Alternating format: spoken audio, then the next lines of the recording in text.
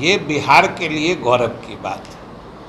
जहाँ तक एजेंडा की बात है तो एक दो चीज़ गौर करने की बात है कि एजेंडा तो एक तरह से घोषित है। सभी महत्वपूर्ण नेतागण जिनको आमंत्रित किया गया था सभी आ रहे हैं, सभी विपक्षी पार्टियां और इसके नेतागण अगर सब एक साथ मिल के लड़े तो भाजपा का वापस सत्ता में आना संभव नहीं है। पूरे देश में एक तरह से ऐसा माहौल बन चुका है कि ये पराजित हो सकते हैं। जिन बातों पर भी सहमति बन सकती है, हमने कहा न कि राज्य विशेष के जो मुद्दे हैं, मुख्य मुद्दा के अलावा उन बातों पर भी अगर सहमति बन जाएगी तो ये और अच्छी बात है। कोई नेता, मान लीजिए जदयू का भी कोई नेता कल बयान दे देता है, कोई कांग्रेस का दे देता है, कोई राजद का दे देता है। अरे किसी पार्टी का ऑफिशियल स्टैंड क्या है उसका मतलब होता है। प्रधानमंत्री पद की तो कोई वैकेंसी नहीं है। अरे कहते थे ना कोई रिक्ति नहीं है तो ये लोग कहाँ परेशान है। तो हम लोग कहे कि भाई वो लोग कह रहे हैं रिक्ति नहीं है, तो हम लोग भी निर्णय लिया कि पहले हम लोग सब लोग बैठ के रिक्ति बनाने का काम करेंगे।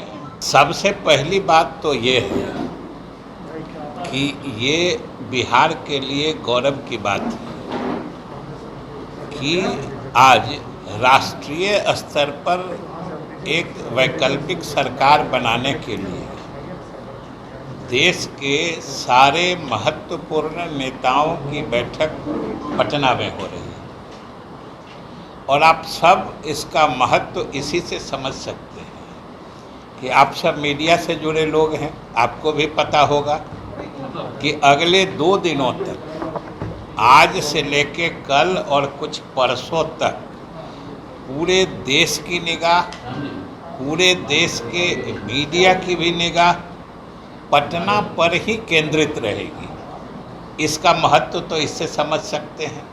और सबसे बड़ी बात है कि ये एक ऐतिहासिक घटना है। इस तरह की पहल इतिहास में कभी नहीं हुई है कि एक, समझिए कि हम लोगों की पार्टी जो बिहार में मुख्य रूप से है, हमारे नेता मुख्यमंत्री नीतीश कुमार की पहल पर पूरे देश के सभी वरिष्ठ नेतागण पटना में एकत्रित होकर देश में एक वैकल्पिक सरकार के गठन के लिए विमर्श करेंगे।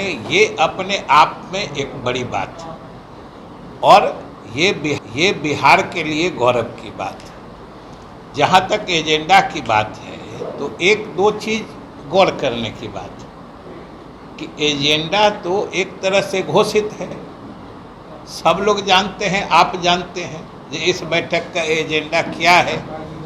और एजेंडा सीधे है कि सब लोग विमर्श करके एक साथ एकजुट होकर भाजपा का कैसे मुकाबला करें, इस संबंध में विमर्श होगा, पहली बात। दूसरी बात कि आप ये समझिए कि जब एजेंडा घोषित है तो हर नेता के जो आ रहे हैं और आने वालों की सूची आप सबको मालूम है। सभी महत्वपूर्ण नेतागण जिनको आमंत्रित किया गया था सभी आ रहे हैं। आज से आने का सिलसिला भी प्रारंभ हो चुका है और इसमें जो नेतागण आ रहे हैं आप सब महसूस करते होंगे, पूरा देश समझ रहा होगा कि आखिर उनके दिल में भी तो ये बात है कि हम लोगों को मिल के लड़ना चाहिए, तभी तो आ रहे हैं, वरना आने का क्या औचित्य था। सबके मन में ये बात है कि हम लोगों को मिल के लड़ना चाहिए और यही उनके अंदर की भावना या उनके अंदर का जो मनोभाव है वो, उसकी बदौलत वो यहाँ आ रहे हैं। पहल नीतीश कुमार जी की है। तीसरी बात कि आज पूरे देश में एक ऐसा माहौल बन चुका है, देश की जनता भी इस बात को अच्छी तरीके से समझ चुकी है और सारे नेतागण भी आश्वस्त हो चुके हैं कि अगर सभी विपक्षी पार्टियां और इसके नेतागण अगर सब एक साथ मिल के लड़े तो भाजपा का वापस सत्ता में आना संभव नहीं है। ये पूरा देश आज महसूस कर रहा है। कल तक जो ये अपने को अजेय अपराजेय चित्रित कर रहे थे और अपने को पूरा इसका हाइप क्रिएट कर रहे थे, वो ध्वस्त हो चुका है और पूरे देश में एक तरह से ऐसा माहौल बन चुका है कि ये पराजित हो सकते हैं और इसी मनोभाव से सारे नेता बैठेंगे। ये भी बात है, तरह तरह की बात हम मीडिया के माध्यम, आप ही लोग के माध्यम से सुनते हैं। जो कोई राज्य विशेष या जिसको स्टेट स्पेसिफिक इशूज़ की बात आती है, तो ये तो स्वाभाविक है ना कि सभी दल अलग अलग हैं और ये भी जाहिर है कि इसमें से कई दल एक दूसरे के खिलाफ अलग अलग प्रदेशों, इन्हीं दो दलों की रही है, वैसे दो दल भी आ रहे हैं। तो स्वाभाविक रूप से स्टेट स्पेसिफिक इश्यूज हो सकते हैं, राज्य विशेष के मुद्दे हो सकते हैं, लेकिन ये तो बैठकों की शुरुआत है, पहली बैठक जो पटना में हो रही है। इसलिए इसमें एक आम सहमति जो है साथ मिलके चुनाव लड़ने की, वो बन जाएगी और उसके बाद से अलग अलग अगर किसी राज्य विशेष के कुछ खास मुद्दे होंगे तो फिर भी उसको संबंधित नेतागण आपस में बैठ करके उसका निराकरण कर लेंगे। और एक बात सबसे बड़ी बात है कि अगर मनोभाव सही है, कमिटमेंट पक्का है, मन में संकल्प है कि विकल्प देने की, तो रास्ता तो निकल ही जाता है और हम लोग तो पूरी तरीके से आश्वानित हैं कि रास्ता निकल जाएगा। तो आप लोग इसके लिए तैयार हैं कि जो सबसे पहले चर्चा होगी, जो अरविंद केजरीवाल चाहते हैं कि अध्यादेश वाले मामले पर इसका स्टैंड क्या है, ये पहले चर्चा होगी, ये तय हो गया? नहीं, देखिए, अरविंद केजरीवाल जी चाहते हैं, ममता जी चाहती हैं, स्टालिन चाहते हैं, जो लोग भी जो चीज़ चाहते हैं वो सब मुद्दे हैं और मुख्य मुद्दा तो अभी है साथ मिलके चुनाव लड़ने का ना। तो उसके साथ उन मुद्दों पर भी अगर साइडलाइन में बात हो जाती है तो इसमें कहाँ दिक्कत है।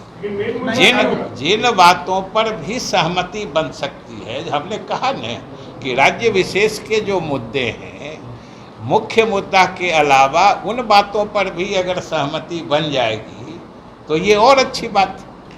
कुछ दिन पहले ही कांग्रेस ने किया था यहाँ के जो प्रदेश के अध्यक्ष हैं कि राहुल गांधी ही प्रधानमंत्री। देखिए, ये इन सब विवादों में हम तो यही कहेंगे कि आप लोगों के तरफ से मीडिया को इसको सहमत दीजिए।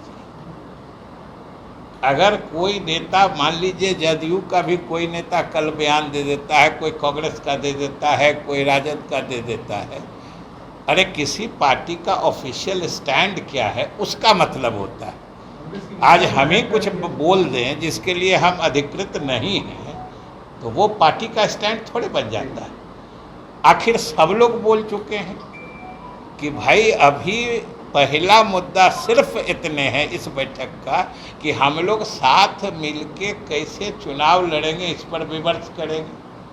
और कौन प्रधानमंत्री बनेगा, ये तो भाजपा प्रायोजित मुद्दा उछाला जा रहा है, जिसमें पता नहीं क्यों आप लोग भी सहयोग दे देते हैं। अरे भाई, इस मुद्दे को, और ये भारतीय राजनीति का परीक्षित तरीका है कि विपक्ष एकजुट हुए हैं, पहले सत्तासीन पार्टी को बेदखल किए हैं और फिर आपस में बैठ के नेता चुन लिए। ये तो और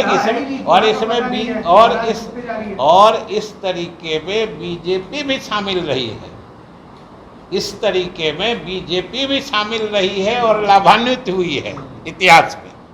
इसलिए, और सबसे बड़ी एक बात समझिए ना कि कल तक में और आज में बीजेपी के स्टैंड में फ़र्क देखिए ना। इसके बड़े नेताओं का जो बयान आ रहा है, कल तक कैसे कहते थे जो भाई प्रधानमंत्री पद की तो कोई वैकेंसी नहीं है, अरे कहते थे ना कोई रिक्ति नहीं है, तो ये लोग कहाँ परेशान है।